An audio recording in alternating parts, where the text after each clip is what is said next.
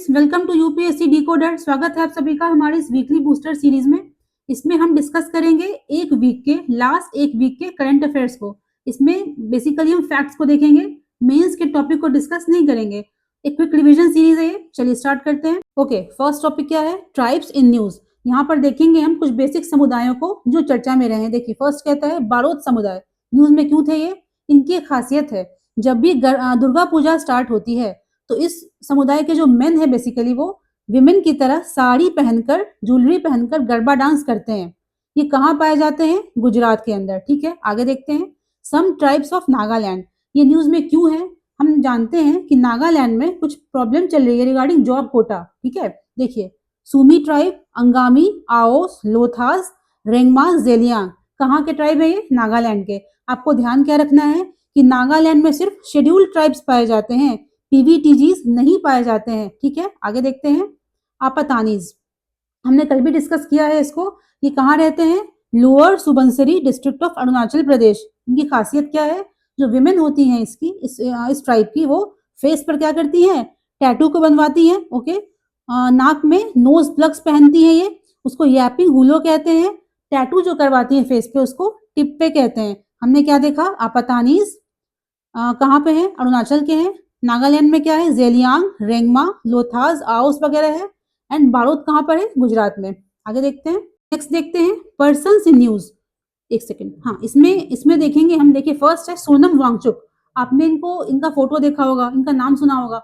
तो बेसिकली जो लद्दाख में प्रोटेस्ट चल रहा है, किसके लिए? स्टेटहुड के लिए। उनको स्टेटहुड चाहिए। इसमें इनका नाम काफी सामने चर्चा में रहता है। ठीक है, तो इनके रिगार्डिंग कुछ फैक्ट्स हैं, हमें जानने चाहिए। फर्स्ट कहता है कि इंजीनियर थे, टीचर बन गए, फिर एक्टिविस्ट बन गए। ठीक है, इन्होंने 2018 में क्या मिला है इनको? रैमन मैग्सेसे पुरस्कार दिया गया है। बहुत अच्छी बात है। और ये कहता है इनको डिटेन किया गया है, मतलब इनको अरेस्ट नहीं किया, डिटेन किया गया है। किस एक्ट के तहत? National security act. What is this act? ये क्या करता है? तो एक टर्म होता है प्रिवेंटिव डिटेंशन। आपने पढ़ा होगा पॉलिटी में कि अगर गवर्नमेंट को लगता है आपने कुछ कांड किया नहीं है, बट उसको लगता है आपके कुछ करने से जो पब्लिक ऑर्डर है समाज का, वो गड़बड़ हो सकता है, तो आपको डिटेन कर लेते हैं वो। इनको कैसे किया गया है? नेशनल सिक्योरिटी एक्ट के तहत। ठीक है, नेक्स्ट देखते हैं। देखिए, सूबेदार सोनम राणा, ये न्यूज में क्यों है? यहाँ देखिए, इनकी तस्वीर है। न्यूज क्या है? तो इन्होंने सिल्वर मेडल जीता है। कहाँ पर? वर्ल्ड पारा एथलेटिक्स में। कहाँ पर हुआ है ये? न्यू दिल्ली में। किस गेम में जीता है? शॉटपुट में। आगे देखते हैं। नेक्स्ट टॉपिक हमारा है पर्यावरण, इन्वायरमेंट। फर्स्ट न्यूज क्या है इसमें? तो national red list assessment of Indian flora and fauna. इसमें देखो क्या किया जाएगा, जो गवर्नमेंट हमारी है उसका ऐसा प्रोग्राम, मतलब वो करने वाली है कि जो ऐसे प्लांट्स एंड एनिमल्स जो एक्सटिंक्शन के कगार पर हैं, जो खत्म होने की स्टेज पे आ चुके हैं, उनको किस चीज से खतरा है, थ्रेट किस चीज से है, उसका लिस्ट बनाया जाएगा। तो उसमें क्या होगा? देखो, नेशनल रेड डेटा बुक, इसको पब्लिश किया जाएगा 2030 के आसपास तक। तब तक ये लोग क्या करेंगे? इस पर रिसर्च करेंगे, देखेंगे। तो न्यूज क्या है? देखो, first of its kind assessment है नियरली, जिसमें 11,000 स्पीशीज को कवर किया जाएगा। प्लांट्स भी होंगे, एनिमल्स भी होंगे। ठीक है, चलो नेक्स्ट क्या है? साइक्लोन शक्ति। ये देखो न्यूज में था, अरेबियन सी में आया था, मतलब वहां पे फॉर्म किया था ये। इसका नाम किसने रखा है? श्रीलंका ने रखा है। नेक्स्ट देखते हैं। देखो, ये बहुत ही इंपॉर्टेंट टॉपिक है इससे रिलेटेड, इन्वेजिव एलियन स्पीशीज।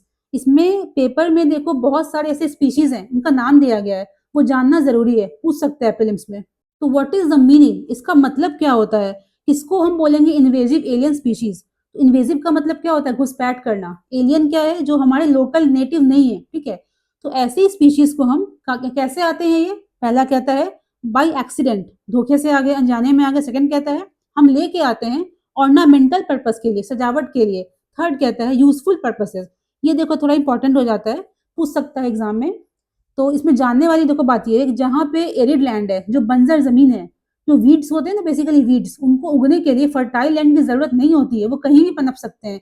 जो ऐसे स्पीशीज होते हैं, इन्वेसिव स्पीशीज होते हैं, उनको ज्यादा खाद पानी नहीं चाहिए होता है। तो जब भी हमें एरिड लैंड पे, बंजर जमीन पर फिर से खेती को स्टार्ट करना होता है, तो ऐसा देखा गया, प्रैक्टिस में ऐसा लाया जाता है, ऐसे स्पीशीज को हम बाहर से लाते हैं, उनको उगाते हैं। तो दिक्कत क्या है इससे? देखो, दिक्कत यहाँ पे क्या होती है, जब वो ग्रो करना जैसे स्टार्ट करते हैं ना, लोकल जो डाइवर्सिटी है, पेड़ पौधे हैं, उनको रिप्लेस करना वो शुरू कर देते हैं, उनको डिस्टर्ब करना शुरू कर देते हैं। यहाँ देखो कुछ नाम दिए गए हैं, जैसे कि एनोपेलिस ग्रेसिपल्स, ये एंट की प्रजाति है। लैंटाना का हमारा क्या है, एक वीड है, तो आप देख लेना इसको, ये पीडीएफ मिल जाएगी इसकी आपको। चलो आगे देखते हैं हम। देखिए फिर देखो नोबेल प्राइज, यहाँ पे देखो लिस्ट दी गई है किस फील्ड में किसको मिला है, नाम देख लेंगे बस हम। लिटरेचर में किनको दिया गया है, लैज़लो काराशकोराई को दिया गया है। पीस में देखो मारिया कोरिना मशाडो को दिया गया है। केमिस्ट्री में देखो इन तीनों को मिला है। मेडिसिन में फिर 3 लोगों को मिला है। फिजिक्स में 3 लोगों को मिला है। यहाँ देखो हमें डिस्कस क्या करना है, यहाँ आते हैं हम। एक देखो टर्म होता है आईजी नोबेल प्राइज, इसका मतलब क्या है, नोबेल तो जानते हैं नोबेल क्या होता है, बट आईजी नोबेल क्या होता है, इग नोबेल क्या होता है। देखो इसमें एक प्रीफिक्स लगा हुआ इग, आईजी, इसका मतलब क्या होता है, तो पेपर में दिया गया था। इग का मतलब होता है नॉन ऑनरेबल, मतलब उसका लोअर स्टेटस है, उस अवार्ड का स्टेटस कम है, उसको सेम प्रतिष्ठा नहीं मिलती है। एक सटैरिकल प्राइज है, मतलब एक हास्यास्पद प्राइज है ये, ठीक है, नेगेटिव, इसका उल्टा समझ लो तुम। इसमें इसको कब से दिया जाता है, 1991 से इसको दिया जाता है, ठीक है। यहाँ देखते हैं जो जीतते हैं लोग उनको क्या मिलता है, ईच सबको मिलता है। देखो एक नोट मिलता है $10 ट्रिलियन जिम्बाब्वे जिम्बाब्वेन डॉलर का, इसकी अभी कोई वैल्यू नहीं है, मतलब समझ लो एक हास्यास्पद अवार्ड है ये, ठीक है। यहाँ देखो कहाँ देते हैं इसको हम, बॉस्टन के अंदर देते हैं। कौन इसको नॉमिनेट करता है, एक मैगजीन है एनाल्स ऑफ इम्प्रोबेबल रिसर्च, ये चुनता है किसको देना है, ठीक है। 25 में देखो 2 इंडियंस को दिया गया, विकास कुमार, सार्थक कुमार, दोनों कहाँ से बिलोंग करते हैं, यूपी से, ओके। ये देखो एक इंपॉर्टेंट नाम है, इसको ध्यान देना, आंड्रे गीम। आंड्रे गीम, यहाँ देखो ये पहले ऐसे इकलौते साइंटिस्ट ऐसे हैं जिनको कि नोबेल भी मिला है और इग नोबेल भी मिला है, मतलब क्या है, इनको दोनों प्राइज मिले हुए हैं। तो सोल साइंटिस्ट ऐसे हैं ये, ठीक है। आगे देखते हैं, अब आ चुके हैं हम साइंस एंड टेक की तरफ। देखो ये कुछ इंपॉर्टेंट टर्म्स देखेंगे यहाँ पर हम, बहुत ही इंपॉर्टेंट टर्म्स है। फर्स्ट क्या कहता है, डार्क स्टार्स, इसका मतलब क्या है, तो ये बेसिकली डार्क का मतलब ये नहीं कि वो लाइट नहीं एमिट करते, अंधेरा रहता है, नहीं, वो जो लाइट हम देख सकते हैं, जो हमको विजिबल है, उस रेंज में लाइट एमिट नहीं करते हैं, ओके। ये हाइपोथेटिकल हैं, बहुत मैसिव हैं, may have inhabited early universe, मतलब इनका ट्रेस मिलना मुश्किल है, ठीक है। ये पहले कभी रहे होंगे। देखो एक्चुअली डार्क नहीं होते हैं, आरंट एक्चुअली डार्क, तो उनको डार्क हम कहते क्यों हैं, तो don't emit any visible light, जो हमारे आंख के लिए विजिबल है उस रेंज में लाइट एमिट नहीं करते हैं, ठीक है। Much larger than any star present today, बहुत ही ज्यादा वाइड होते हैं, बहुत ज्यादा बड़े होते हैं, तो इनको कहता है, इनके अंदर न्यूक्लियर फ्यूजन नहीं होता है, इसीलिए एक्सट्रीमली कंप्रेस्ड ये नहीं होते। मतलब क्या है, अभी जो स्टार्स हम देखते हैं उनके अंदर क्या चलता है, फ्यूजन होता है, वो काफी कंप्रेस्ड होते हैं, मतलब उल्टा है, जस्ट उल्टा है ये, ठीक है। जो नॉर्मल स्टार्स को हम जानते हैं प्रॉपर्टीज, उसके एकदम ऑपोजिट है ये। यहाँ देखो नेक्स्ट कहता है जेनो बायोलॉजी, एक टर्म दिया गया है, इसका मतलब क्या है, देखो वैसे लाइफ फॉर्म को स्टडी करना जिनको हम जानते नहीं, मतलब क्या है, हमें पता है धरती पर हम रहते हैं, पेड़ पौधा है, पक्षी है, जानवर है, इंसान है, हमको पता है लाइफ में कैसे कैसे वो आगे बढ़ता है, डीएनए वगैरह क्या होता है, but foreign forms of life को स्टडी करना, उस प्रकार का लाइफ जो कि अर्थ पे नोन नहीं है, उस फील्ड को कहते हैं हम जेनो बायोलॉजी, ओके। नेक्स्ट क्या है, super moon. What is super moon, एक फेनोमेनन है जब कहते हैं फुल मून भी हो, जब फुल मून भी हो रहा है एंड उस पोजीशन पे हो रहा है, जिसको हम कहते हैं पेरिजी। मतलब क्या है इसका, देखो अकर्स व्हेन फुल मून या फिर new moon coincides with perigee. Perigee क्या है, एक पोजीशन है, हम जानते हैं ये अर्थ है, ये मून है, मून का ऑर्बिट है, ये कैसा होता है, एलिप्टिकल ऑर्बिट होता है, घूमता है अर्थ के चारों ओर। तो एक पॉइंट ऐसा जरूर आता है जहाँ पे कि अर्थ के क्लोजेस्ट होगा, है ना, सपोज करो यहाँ पे एक पॉइंट ऐसा आएगा जहाँ फारदेस्ट होगा, जो क्लोजेस्ट पॉइंट होगा अर्थ के उसको बोलेंगे पेरिजी, जो फारदेस्ट होगा उसको एपोजी कहते हैं। तो ऐसे पोजीशन पर फुल मून हो, सपोज करो पेरिजी पे, ये तो इसके आसपास कहीं फुल मून हो रहा है, उस कंडीशन में क्या होता है, जो चंद्रमा जो चांद होता है वो काफी ब्राइट दिखता है, कहता है 14% बड़ा दिखता है, 30% ब्राइटर दिखता है, इसको बोलते हैं हम सुपर मून, ठीक है। व्हाट इज ब्राउन डॉर्फ, देखो नेक्स्ट कहता है ब्राउन डॉर्फ, ये क्या है, ये ना तो स्टार है ना प्लैनेट है, एक इंटर कह लो, एक बीच की स्थिति है इसकी। कैसे, देखो इसको हम फेल्ड स्टार्स कहते हैं, क्यों, ये फॉर्म लाइक स्टार्स, स्टार्स की तरह फॉर्म करते हैं, लेकिन they don't have enough mass to consistently fuse hydrogen, मतलब फ्यूजन रिएक्शन को सपोर्ट कर सके, इतना इनका मास नहीं होता है। देखो share similarities with stars and planets, मतलब सिमिलर बोथ हैं, सिमिलर टू बोथ हैं, बट ये कुछ नहीं है, मतलब ना तो स्टार्स है ना प्लैनेट्स है, इसलिए इनको कहते हैं ब्राउन डॉर्फ्स। देखो lighter than stars but heavier than gas giant. Gas giant किसको बोलते हैं हम? जुपिटर को, सैटर्न को, आप जानते हो। इसका वातावरण कैसा होता है? कोल्ड होगा, सिमिलर टू जुपिटर सैटर्न, और काफी फेंट होता है, लाइट काफी कम इमिट करता है, तो डिफिकल्ट टू डिटेक्ट। तो होता क्या ब्राउन डॉर्फ? एक बीच की स्थिति होती है, ना तो स्टार होता है ना तो प्लैनेट होता है। आगे देखते हैं। देखिए प्लेसेस इन न्यूज, फर्स्ट क्या है? Sir creek. क्या है ये? 96 km लंबा एक एस्चुरी है, ठीक है। कहाँ पर है? इंडो पाकिस्तान बॉर्डर के अलोंग ये लाई करता है, बहुत अच्छी बात है।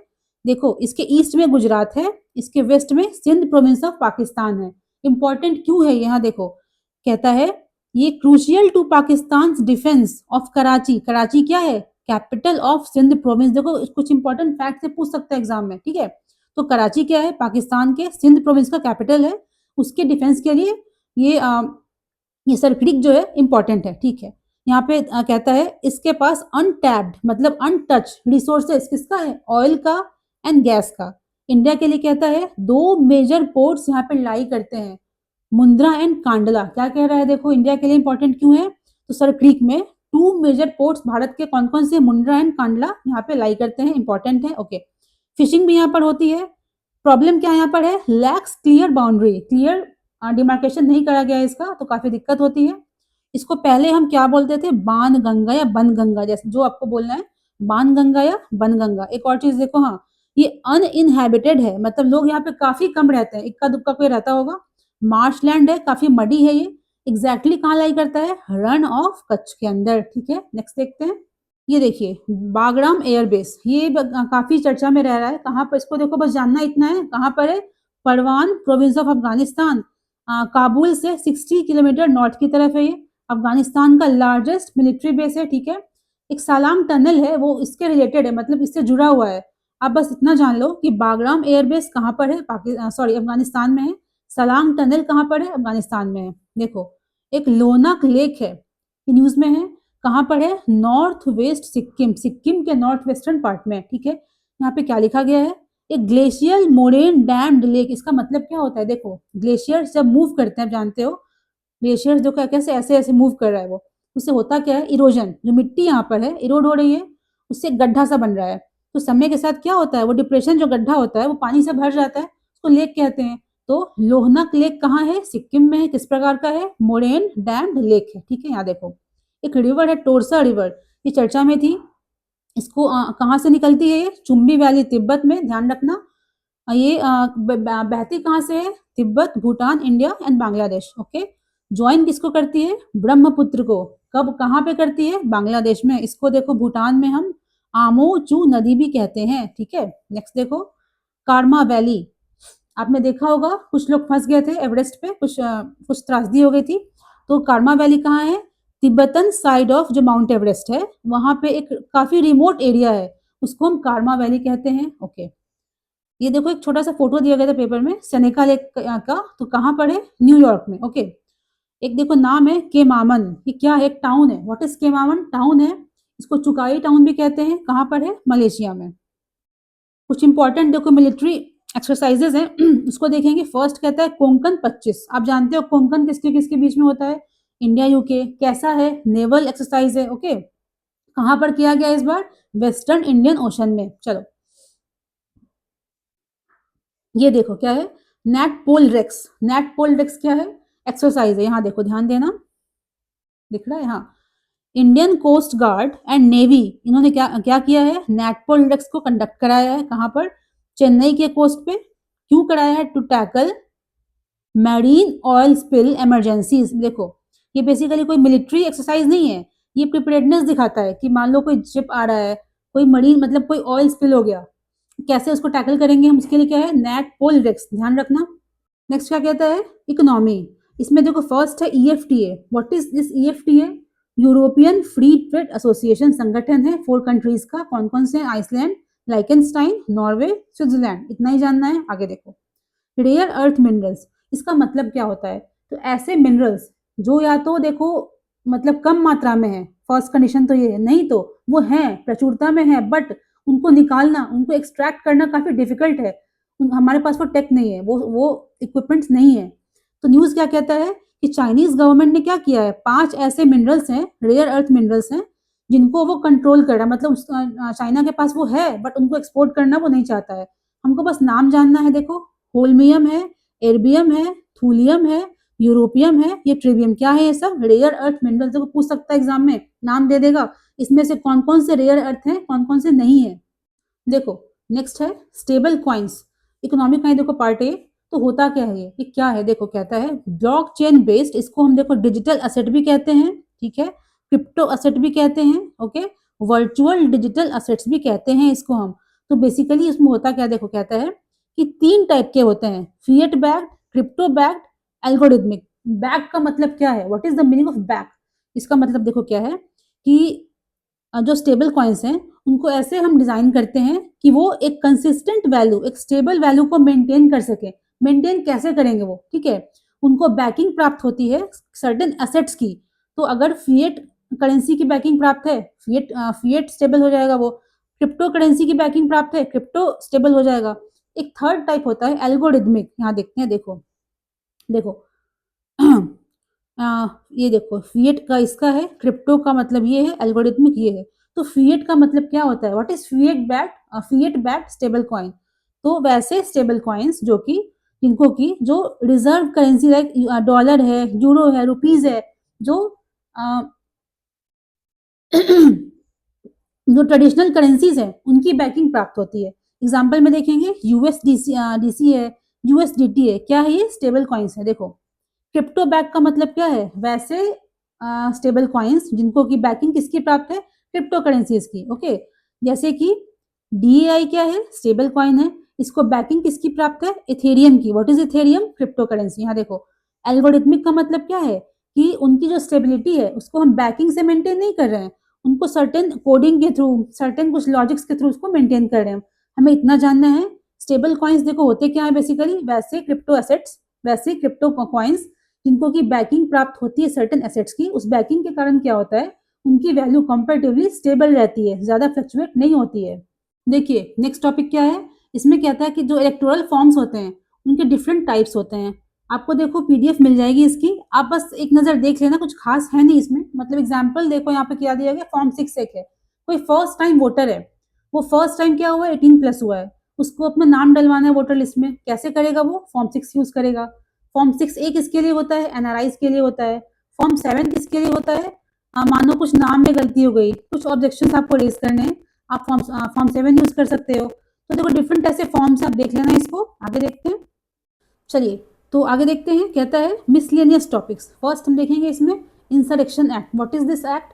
तो ये एक्ट यूएस का है। जो यूएस के प्रेसिडेंट होते हैं उनको पावर देता है कि अगर उस देश में कोई डोमेस्टिक वायलेंस हो जाए, कोई इंटरनल विद्रोह हो जाए, तो वो सेना को, मिलिट्री को यूज कर सकते हैं। व्हाट इज मिशन सुदर्शन चक्र? यहाँ देखो, तो एक लेयर्ड, एक structured defence system India develop करने की कोशिश कर रहा है, जहां पर क्या होगा, अगर हमला वायु से हो, जल से, कहीं से भी हो, उसको हम कॉम्प्रिहेंसिव तरीके से, एकीकृत तरीके से हैंडल कर सके। कुछ देखो फैक्ट्स दिए गए हैं, उसमें कुछ सैटेलाइट्स होंगे, ये होगा, आप देख लेना उसको। यहाँ देखो क्या कहता है, यूएन के कितने ऑफिशियल भाषाएं होती हैं? पहला कहता है अरेबिक है, French, Russian, Chinese, English, Spanish. आपको जानकारी होनी चाहिए, ठीक है। देखो नेक्स्ट है CBD, कन्वेंशन ऑन बायोडाइवर्सिटी। इसको देखो, आपको बस इतना ध्यान रखना है कि ये 1992 में इसको रियो अर्थ समिट में अपनाया गया था। इसके 2 प्रोटोकॉल्स हैं, कार्ताजीना प्रोटोकॉल एंड नागोया प्रोटोकॉल। देखो पूछा गया क्वेश्चन एग्जाम में है कि ये प्रोटोकॉल्स किसके संबंधित हैं? तो CBD के संबंधित हैं। ये देखिए आपको एक काम दिया गया है, आपको क्या करना है, अब वीडियो देख लीजिए, उसके बाद आपको नोट्स बनाना है इसके लिए। What is KMGBF, Kunming Montreal biodiversity framework. आपको ये करना है आफ्टर वॉचिंग द वीडियो। आप PDF को डाउनलोड करो टेलीग्राम चैनल से हमारे, उसमें देखो एक जगह दी गई है, स्पेस दिया गया है, उसमें आपको लिखना है इसके बारे में, क्योंकि ये CBD एंड KMGBF काफ़ी चर्चा में चल रहे हैं, ठीक है। चलो तो आज के लिए इतना ही, अब कल मिलते हैं डेली वीडियोज़ के साथ में। देखो लास्टली एक रिक्वेस्ट आपसे है कि आपको लगता है अगर आपका टाइम वेस्ट नहीं हो रहा है, कुछ ना कुछ सीखने को मिल रहा है, तो प्लीज़ शेयर करो इसको, सब्सक्राइब करो। Thank you.